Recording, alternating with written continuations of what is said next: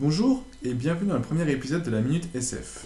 Alors la Minute SF c'est quoi? C'est un épisode assez court présentant une fonctionnalité de Symfony, donc de préférence environ de 2 à 3 minutes. Voilà, donc on a très peu de temps pour expliquer cette petite fonctionnalité que je voulais vous faire découvrir. Donc je suppose que vous n'allez pas être surpris de savoir que la version Symfony 2.6 est sortie. Alors ce que je vais faire, c'est utiliser cette version pour montrer une petite innovation de cette version. Alors on va copier ça, hop, on va lancer la console et on va se mettre dans notre projet. On va télécharger directement une version de 6. Donc là je vais mettre en pause le temps que ça télécharge. Et donc voilà, donc le projet est fini d'être installé et je l'ai préalablement ajouté dans mon NetBeans. J'ai également été sur la page d'accueil du projet. Voilà, donc c'est pour gagner un peu de temps. Alors, donc la fonctionnalité que je voudrais vous présenter aujourd'hui, c'est tout simplement le var dump à la Symfony. Alors habituellement, lorsqu'on veut faire, je sais pas, mettons, on a un tableau par exemple du style tab égale away 1, 2, 3, 4, 5. Tac, voilà. On va vouloir faire un var dump de tableau. Et on va actualiser. Et là, on va avoir comme un gros bourrin notre var dump. Bon, en soi, c'est ce qu'on veut. Mais c'est peut-être pas super joli pour débugger. Et on peut vite oublier où est-ce qu'on a mis les var dump. Alors, cette nouvelle fonctionnalité est incorporée directement dans la 2.6. Donc si vous n'avez pas la 2.6, vous pouvez tout à fait l'utiliser, puisque c'est un bundle. Donc si vous êtes dans App Kernel, vous allez voir ici le debug bundle. Donc comme je vous ai dit, si vous ne l'avez pas, soit vous l'ajoutez, ou alors vous êtes sûr, si vous voulez être sûr de l'avoir, vous prenez la 2.6, donc la version 2.6. Alors, une fois que vous avez vérifié ça, on va faire un petit exemple avec juste un petit dump. Et là vous allez me dire, mais cette fonction n'existe pas dans PHP. Alors certes, elle n'existe pas dans PHP, mais par contre, si vous actualisez, vous voyez que vous n'avez pas d'erreur. Mais par contre, on peut voir aussi qu'il y a une toute petite icône qui s'est ajoutée dans la barre de debug. Et lorsqu'on clique dessus, eh bien, on va retrouver notre joli var dump avec de jolies couleurs et une super syntaxe. Voilà. Donc c'est vraiment un gros plus. Donc là, vous me dire, oui, mis à part le var dump traditionnel, qu'est-ce que ça rajoute? Eh bien, on va prendre par exemple ici, à la place de notre tableau, on peut rajouter tab et faire un this container par exemple.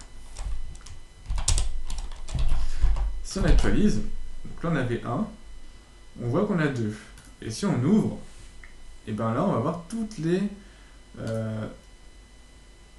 les paramètres contenus dans this container. Donc là on va voir par exemple le parameters, hop, on peut dérouler, etc. Donc on a quand même pas mal de choses, donc on voit tous les services, la méthode, c'est vous qui voyez. Donc en soi, je trouve que c'est vraiment un très bon bundle, une très bonne innovation, dans le sens où on va plus polluer notre affichage et on est sûr que si on oublie, sans faire exprès, logiquement ça ne devrait pas arriver, mais on n'est jamais à l'abri d'oublier un var dump quelque part. Autre chose, on n'est pas obligé de faire aussi des gros bourrins avec un die derrière ou un exit pour pouvoir voir tout ça. Voilà, vous voyez que si je le retire, ça marche très bien et je peux avoir un beau petit affichage. Donc voilà pour cette innovation. Alors, ils ne se sont pas arrêtés là, puisque on peut retrouver également dans notre vue, par exemple ici, on peut faire un set, je sais pas moi, set test dump égale true. Et ici, si on fait un dump de test dump, fonction qui existait déjà avant la 2.6, et qu'on actualise, on va avoir le component qui prend le relais également. Donc vous voyez que ici c'est bien le style du component qu'on retrouve dans la barre de debug. Bon, en soi, niveau tweak, ça apporte pas beaucoup de fonctionnalités pour une si petite chose, mais si par exemple on envoie dans la vue par exemple array container, c'est totalement absurde ce qu'on va faire, mais c'est vraiment pour un exemple. Hop. Et qu'ici, on fait un dump de test et derrière, par exemple, donc bon, on va faire container directement. Hop, et qu'on actualise, on va retrouver notre container où on pourra déplier. Donc voilà pour cette petite présentation.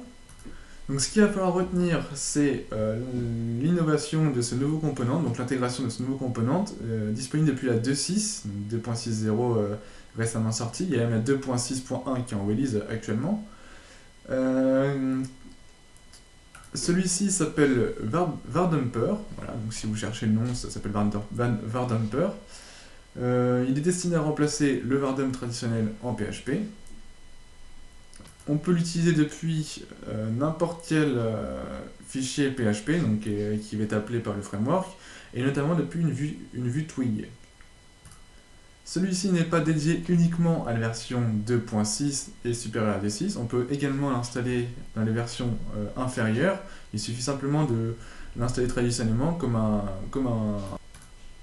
component, je le rappelle ici, hop, dans le kernel. C'est cette ligne-ci, donc le debug bundle, hein, voilà, tout simplement. Vous l'ajoutez, un composer update et c'est parti. Donc j'espère que ce petit épisode très court, donc je rappelle c'est une minute SF, vous a plu. Il y en aura encore pas mal d'autres qui vont suivre. Donc je vous donne rendez-vous au prochain tutoriel et comme d'habitude, bon courage pour la suite.